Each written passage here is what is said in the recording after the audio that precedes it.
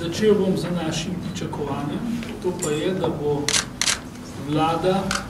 hitreje, odločneje in tudi učinkoviteje sprejela izziv, ki ga predstavljajo gospodarske in socialne razmere v Sloveniji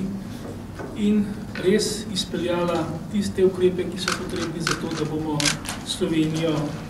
izpeljali iz naše krize. V kontekstu tega Gospodarska zbornica podpira prizadevanja Banke Slovenije, ki je uvedla nov projekt, s katerim skupaj z Združenjem Bank Slovenije išče na nekaterih primerih izbranih podjetij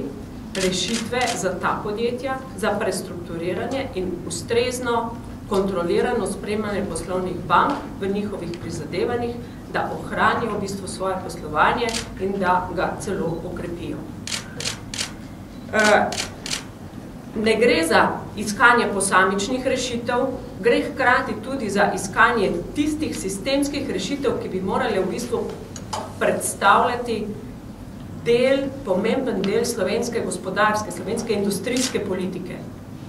Gre torej za iskanje sistemskih rešitev, ne ad hoc rešitev za posamezna podjetja, kar je zelo pomembno. Prodaja mora biti transparentna, iztržiti treba po našem mnenju čim boljšo ceno in kupnino nameniti za nadaljnji razvoj. Mi seveda ne podpiramo s tem svojim stališčem slabe poslovne prakse ali nelojalno konkurenco, ali neplačevanja v slovenskem poslovnem prostoru. Mi mislimo pa, da namesto, da se igramo za temi seznami, sramotilni stebri,